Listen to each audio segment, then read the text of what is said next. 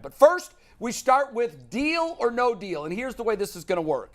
Mary Kay Cabot wrote a piece for Cleveland.com where she looked at she looked at a multitude of contracts, players that the Browns are going to have to make offseason decisions on. This is a critical offseason for the Browns. They all are, let's face it. But this one is critical because this regime and their lifeline in Cleveland is at stake. If this thing doesn't turn around dramatically, we're looking at perhaps a new general manager. Perhaps Paul DePodesta is finally out of here.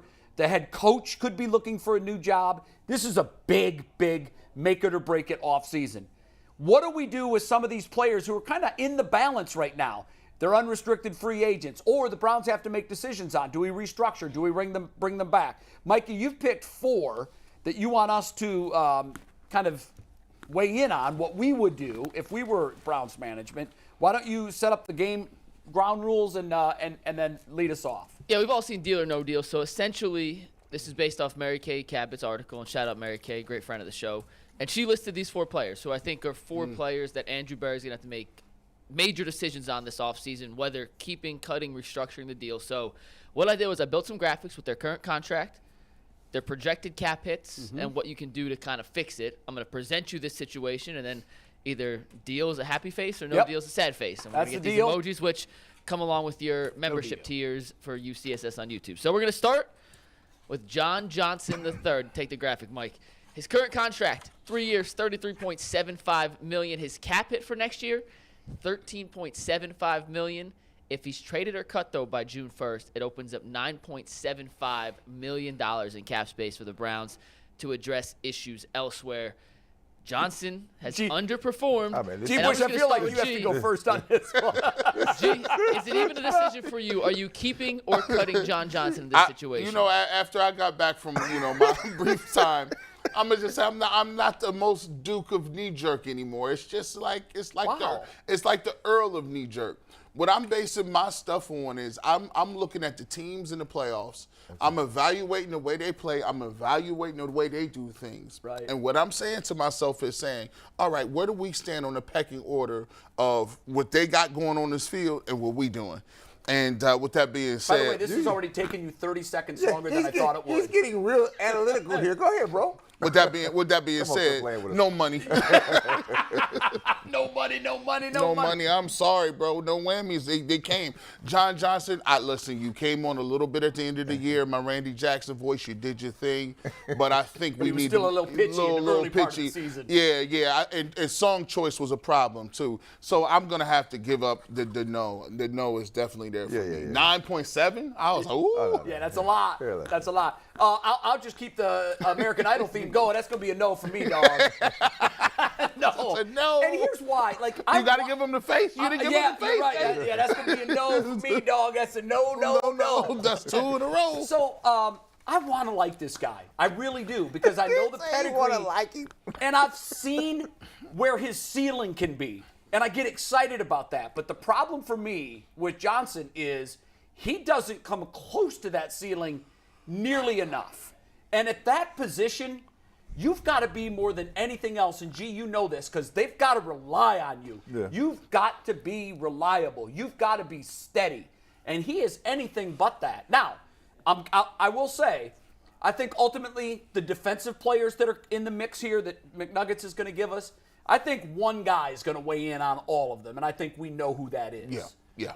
If the new defensive coordinator looks at these guys and says, oh, no, there's a lot there. Yeah. He was misused. Because I do think there was a lot of that going on in Joe Wood's defense. I think there was a lot of players who were just out of position and miscast. I'm not sure he was one of them, but he might be. You know how it's kind of a domino effect in sports. You put this guy out of position and ask him to do something else, and this guy, and that affects everybody. So I think ultimately this is going to be a decision to be made by the defensive coordinator and whether or not he thinks moving forward he can fit in the system. Right. But for me, again, that's going to be a no, dog. So is it my turn? It's your turn. I think so. Well, I'm not going to the American Idol or whatever y'all doing. You sure, dog? You don't? Dog is a no. And here, it ain't nothing against John Johnson, right? I mean, first I'm going to get the $9 million back in cap space. So it's more money. I'm going to take that. No, he's just not a good fit here. Right. It just didn't work. Yeah. And sometimes you have to own up and be like, it just didn't work. And listen, you're a good dude. I'm wishing you the best. As I get you and get your bags out the locker room, we walk you out the door. You know how many times I've been walked out the locker room? A lot, right? Give me your playbook, Brad. At some point in time. Call me when you need tickets, right? It's all good. We're still family, right? Yeah. But sometimes when it does not work well, right? And for whatever reason, I'm not going to say it's all John Johnson. Some of it's Joe Wood. It's just not a good fit. He never was ever to deliver the goods, right? Yeah. Now, if you ever deliver the goods, I might consider the salary cap hit, but I think I can get somebody better than that. I just need somebody thirsty. Both guys from the Rams, Troy Hill and him. When I felt like they had Troy Hill and him, I thought that was going to be it. I did too. That's going to put us over the top. These dudes know how to play. They was both excited, and it just seemed like they found out very quickly that Troy Hill didn't fit what they was trying to do, and then John Johnson didn't fit. And I was confused. I'm really glad you brought Hill up, because Hill was a guy who was terrific before he got here. Looked like he was playing with a bag over his head when he was here, and then went back to greatness when he went back to the Rams. Yeah. So that's really troubling to me. That's why I think Joe Johnson might be this. I mean, he might go somewhere else and become a Pro Bowler. This is nothing good. Nothing against John Johnson. It's just not a good fit here for whatever reason. But with Joe Woods, it wasn't a good fit. That's what I'm saying here. Yeah, but Joe is gone. But now at this point in time, sometimes, Jay, when it's damaged goods, I got to move on because the psyche is damaged, and I'm just going to start with a clean slate. I'd love to see what Schwartz because, you know, you have to go back to John Johnson's press conferences during the year, right? Yeah. You think about those, right? The things he was saying underneath the statements, right? So sometimes it's best for everybody to move on, and you get to going, and then, you know, you come up somewhere else, right? Because it's okay. I think him and Delpit is the same person. I just think Delpit is a little younger, and I think he has a little more upside. A lot cheaper, too. Well, that's the key. I mean, if it wasn't $10 million cap hit, safety too, maybe there's something that can be done. But I don't know if Schwartz could find a way to use him and put him in a position where he can be successful. They ruined Troy Hill. Go ask Hill what he thought about his time in Cleveland. He There played have been a number of players that come through Cleveland and that came here with high expectations. And I'll go across all markets, all high expectations. And then when you get here, it's like, what happened? Sometimes, just like I said, I'll make it more than this. Sometimes it just doesn't work. It's a square peg in a round hole. That's what it is. And no matter how much you try to force fit it, it never works out well. Right. Yep. All right. Who's your next deal or no deal, McNuggets? Next up? Yep. This is a tough one. It's 91 here, Steve. Let's take it. Is it tough? Amari Cooper is under a 5-year, $100 million contract. Yeah. His cap hit's $23.77 million in 2023. If he's traded or cut by June 1st, it opens up $20 million in cap space. Now, let me read to you Mary Kay's argument, not to cut, but to restructure. She's suggesting a restructured deal for Cooper. He's 30 years old. He's coming off a core injury, and he did slow down at the end of last season, so he's coming off some off-season surgery or off-season rehab situation, whether he gets surgery on it or not. And $20 million is a lot of money to use elsewhere to fill some of the other holes on this roster. So what Mary Kay suggested was a restructured deal to where he gets more money in a signing bonus to open up about $7-8 million in cap space. She's not suggesting cut Cooper, right, but restructuring that deal to open up money elsewhere, which puts more money on Haslam to pay now as opposed to down the road. Yeah, but there's one. You're assuming that he would be open to that. Yeah, exactly. And well, that's the question. Would you offer him that deal or not? That is the question. It doesn't hurt to have that conversation, but again, the assumption there is that he would say okay. Now there are ways of working the contract to where you could slide him bonus money. You could try to front load some of that money so it looks like some more of that becomes guaranteed. He might be enticed to do that. That's a big number. That's a huge number. But I'll tell you this, they can't even begin to think about life without Amari Cooper next year because he was it this year. I mean, I know DPJ had a really good breakout year for him, but he's not a number one, and Amari Cooper proved why he's making what he's making. He's worth it. You bite the bullet, you pay it, unless he'd restructure. But Brad, I don't know, man. First of all, your statement of whether he's open to restructuring. Didn't restructure when he came here? Didn't they redo a deal to get him here? They kind of did a deal for him. the first thing, you cannot go into the season without a number one receiver. He's your number one receiver, right? It's not even close. So I don't even think it's a deal like that, right? So you have to sit here and say, if I move forward, yeah, the $20 million looks great. And you say, well, restructure. If I'm Amari Cooper, I'm saying this, I'm not restructuring nothing. Like, I come off a great season. How many people could use me? Yeah, if anything, I want more. I want more money, right? So now, he's not your typical wide receiver. No, your no. typical wide receiver tend to be a little more diva. They're very much a diva. He is not that guy. No, he's not restructuring a thing. Yeah, Unless you lay something heavy on him. This is a little tough. This is the hardest one, I think. I think so too. It ain't hard. The bottom line is, it's not hard in that he absolutely is back. Period. End of discussion. The hard thing is what you do with him, how you make it more team friendly with his deal. They do have to, real quick, they do have to open up money if they're going to make these quote-unquote splashes that Albert Breer implied last week that we all hope they make in free agency. Yeah, you hope for those, but let's not forget, your quarterback's a $55 million cap hit next year. Oh, we're getting there, don't worry. Okay. Not today, but we are getting there. Well, for now, it's almost like, comparing who you going to ask for some money from. Like, there's people in your family you will ask to borrow money from, and you'll be like, okay, I'm going to ask to borrow money from this person right here because, they got it. Like, they be having savings and everything, and they be dressing. They don't buy no clothes. They just be like, yeah, I eat salmon and tuna, but they got a good job. You ain't got no problem going to them and ask for some money. Cool, you got it. But that middle brother, and you be like, ooh, but he be like spending a lot of money. He getting Jordans every week. He got extra girlfriends everywhere. It's hard asking for some money from him because you thinking like, well, because he gonna want that money back tomorrow. Like he needs that money, and he gonna tell everybody he let you borrow money. I don't need everybody knowing that. So that comes with strings. That comes with strings attached to it. And he wants some money back on the backside, like some interest. I'm like, dang, you the bank? I can't go to Amari Cooper. Think about it. He feel like he was underserved in Dallas, and then he come on over here and he gonna say, I put my best years up. This is one of my best years of my career with Jacoby Brissett and figuring out what Deshaun Watson doing. Now you want to come to me and ask for, and I don't even say nothing.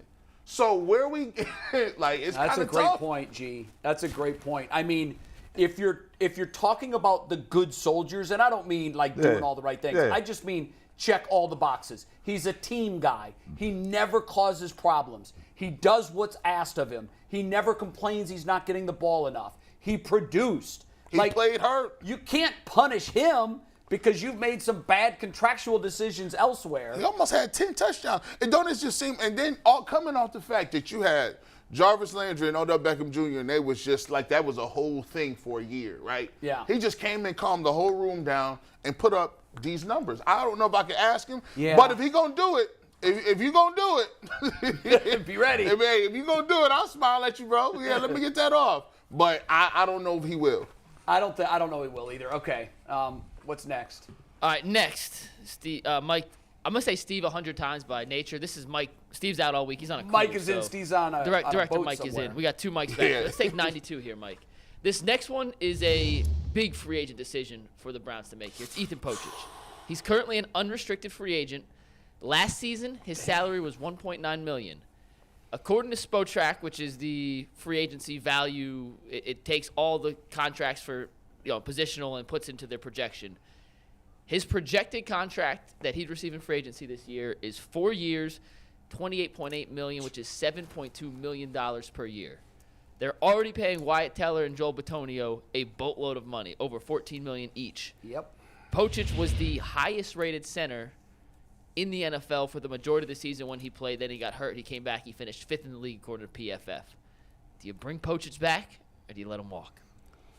Go ahead, start, bro. Here, so for $7 million, I'm absolutely doing it, right? Because you're just getting a value buy here. I mean, look, 5th rank, top rank, doesn't matter. We got to solidify the line. We can't be changing a whole bunch of pieces here. We got other needs to do. Right. And in pro sports, $7 million is no money, right? It really is no money. Pennies on a dollar. It's pennies. Now, He's restricted or unrestricted? No, he's restricted. Oh, well, Isn't he? Or no, I'm sorry, No, he's he's unrestricted. unrestricted. Yeah, I'm Yeah, sorry, he's unrestricted. unrestricted. See, He can do here's- whatever he wants. See, this is a problem for me. That what they're telling me right there. Somebody gonna drive the Somebody's driving that That's- they market gonna up. drive it You can't have a guy who you got that fell into your lap, that you coached up, that is now the number one center. After you had Harris go down the first play of preseason. But G, I'm gonna tell you something. Smart money would have been you'd been on this during the season, right?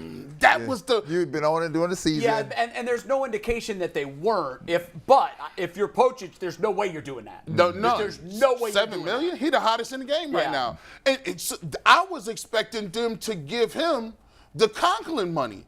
This was the Conklin money I thought was going to be allocated. And I said, hold on. Well, I'm thinking linemen, okay, well, who they getting Pocic? They restructure, maybe they might restructure Tellers. But when they gave him brand new money to Conklin, I said, well, what you doing, Pocic? This is a tough one, man. I don't think his market value to me is way higher than especially you talk about I center. agree. I Yeah. think this is, if they can get him for that, sure. But here's what I think that the money gonna look like. Whoop. Yep. This is the face he gonna give you. Nah, dog, come a little higher than that, bro. Yeah. Come on, man. I'm with you, man. I think there's no. I know that what is it? Sport Track. Sport Track, yeah. Okay, they're smarter than I am. I'm going to give them that right now. But I know my eyes tell me when I watch him, he's amongst the best centers in the game. Go look and see what the best centers in the game are making. They're making more than $7 million a year. Yeah. To me, that seems laughably low. Somebody is one piece away on the line, and that piece is a center. Is that Cleveland low? And because Yeah. of Harris sitting there, Yeah. and they clearly like Harris, they moved on from a great center because they thought he was ready to go. So in my mind, I think that Pocic is gone. As much as I'd love to have him back, I think that is a fantasy number. I mean, we'll see. We'll find out what he eventually signs for. But I don't see him in a Browns uniform I next see year. 45 million, 50 million. And the thing is, with the Browns can't afford that. No. The Browns are already very heavily invested Well, in their offensive the line. game works like this. People in the market know how squeezed you are in your cap, right? So then they're going to apply pressure by driving the number. They're going to make you step to the table. Right. And say, I'm going to force him out of here, right? Yeah. And you're going to do what? Can't do it.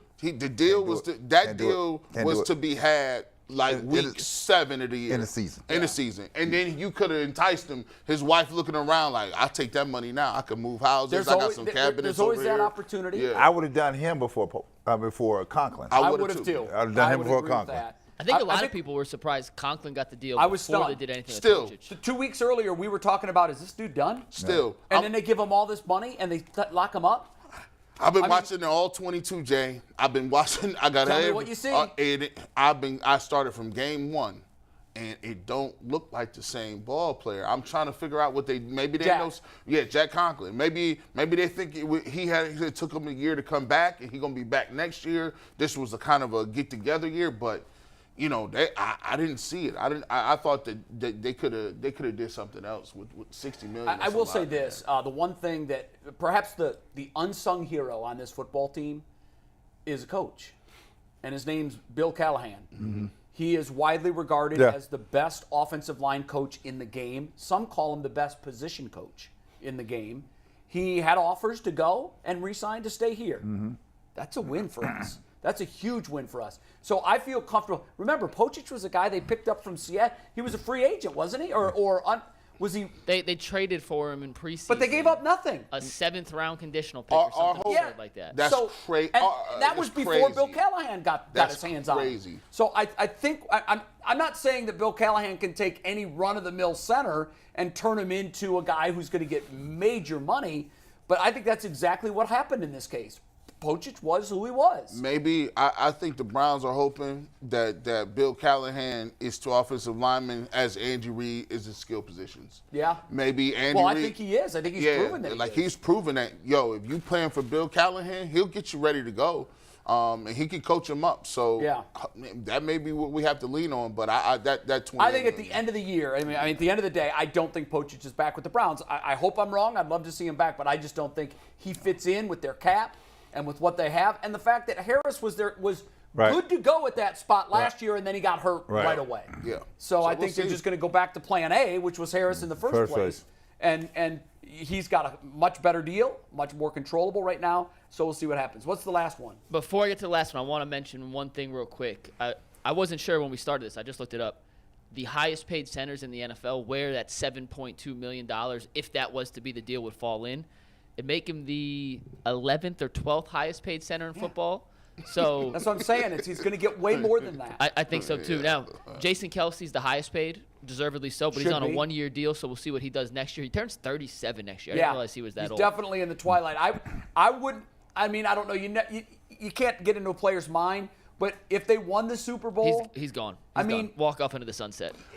You'd think he's at 37, but we've seen linemen play at a dominant level that are that good into their and late 30s. He's still that good. He's incredible. And the other center, Frank Ragnow of the Lions, is at $13.5 million. He signed a 4-year extension in season this year. He was a former first-round pick for the Lions, who's turned out to be really, really, really good. After that, it's a bunch of older veterans. Pocic would really, in a way, almost reset the market for someone his age. How old is he? Yeah. Ragnow or Pocic? No, Pocic. He's like in his mid-20s, late 20s. Yeah, I think 26. Oh, so I mean, who wrote that website? I know. I don't get it. 26. He's 27. 27, and he ain't got his first bite at the apple. And they're giving him $7 million average for 4 years. Well, the only thing, and I'm just going to defend Spotrac, just guessing. He's played 1 year of actual NFL football. He did nothing in Seattle. Now, granted, he was phenomenal this year, but sometimes it's your teams are a last little body of hesitant to work pay. that sets your market. You know, I mean, I'm just playing devil's advocate for the sake. No, of I get it. I get it. Hey, if they want to get, hey, look, if he want to take that number, like I said, I'm all for it, bro. I'm all for it, baby. This last one to me is the most interesting of the bunch. All right, you ready? Yep. Let's take it, Mike. See it. Anthony Walker. He is an unrestricted free agent. His salary last season, $4.25. According to Spotrac, again, his projected salary would be $4.4 million. He's coming off major quadricep injury that ended his season against the Steelers in Week 3. The Browns have a serious void at linebacker. Their entire linebacker room's coming off the IR next year. Mm-hmm. What do you do with Anthony Walker? I'll let you start, G. Because this one's complicated. This is like saying like you got a divorce, but you thinking about getting back with your ex. Like you just split it up once. I think that would be Jadeveon Clowney. I think that would be like, do I remarry my right? my ex? This is an amicable split. You just for better reasons. Maybe you're just separated. Yeah, and you're making the decision: are we going to divorce or are we going to stay married? Am I better? I like that, Jay. I'll take your answer for $200 here. Anthony Walker. Let me say this, man. Anthony Walker. I thought this year could have been one of those years where you leave and you get it. You say, okay, he gave us what he needed. He gave us that leadership, that stability. But the crazy thing about it was he just wasn't giving you stability. He was actually giving you production too. Yeah. When you look at pre-FF, he was probably graded as one of the top, 5 or 6 type linebackers in the 80s. Then he goes down. The defense looks like it's in shambles. Mm-hmm. And the one thing that I can say about Anthony Walker is this. When Anthony Walker was here, we didn't hear nothing about Jadeveon Clowney, right? When Anthony Walker was there, we wasn't hearing no John Johnson. He was the dude people was coming to, right? And you heard less of Myles Garrett too. Yeah, I think that if you are installing a brand new defense and you need somebody to have a voice to say y'all need to buy into what we saying with Schwartz, I think you got to have a guy like that. I think you just do. He's one of them dudes who you put him in. So you're happy face, G. Yeah, I'm gonna take this one. Go ahead, give it to me.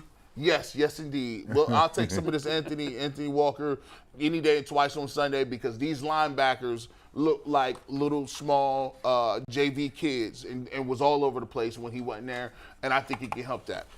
My turn. There you go. Brad, what you got? It's my turn. This is easy. This is easy. I think that's happy. That's happy. Brad. I guess it is. Look, here's somehow happy Brad still looks bad. Yeah. So that's bad. I mean, that's bad. That's pirate Brad. Right. So you have to bring Anthony Walker back here. First of all, he's making no money. There ain't no money, right? It's little money here. He's coming off an injury, so he don't have a whole lot of bargaining chips out here, right? I can't retool everybody, right?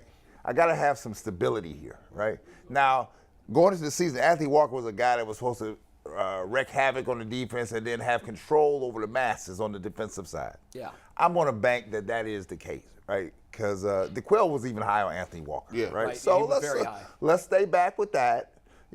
Work out some favorable terms here to bring you back, right? And then see if this can actually explode under the new DC Schwartz coordinator position here, right? And he don't even got to do much. He's a veteran. He know how to keep himself in shape. We'll keep him unscathed. He ain't got to do no Right. two-a-days and all this Right. other stuff. We just need his voice while they trying to, because this defense needs rehabilitated spiritually. You doing load management? Yeah. He's load management on that. Yeah, load he's definitely, he got that Kawhi program. Again, Jim Schwartz is going to be the judge and the jury on Right. this deal. Does he believe Anthony Schwartz can give him on the field? Anthony Walker. Anthony Walker can give him what he needs on the field. Now, here's the thing I remember when AWOL went down, everybody said, "Oh, season's over." Yeah. And guess what? Season's over. Season was over. That was it. And I thought it was hyperbole. Right. When the 3 or 4 voices that I heard say that, I go, "Come on!" And it's one guy. He's replaceable.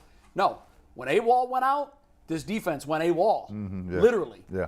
So I'm definitely a happy face on this. I think Jim Schwartz is going to take a look at him and say, okay, Walker on the field is this. More than anything else, he's the coach on the field. He is, and you've talked to his former teammates before he came to Cleveland, they will all tell you this. That man can give inspirational speeches that'll make you cry. What have we said has been the missing element of this team That. from jump? Just that. The emotion, Just the that. passion, the fire.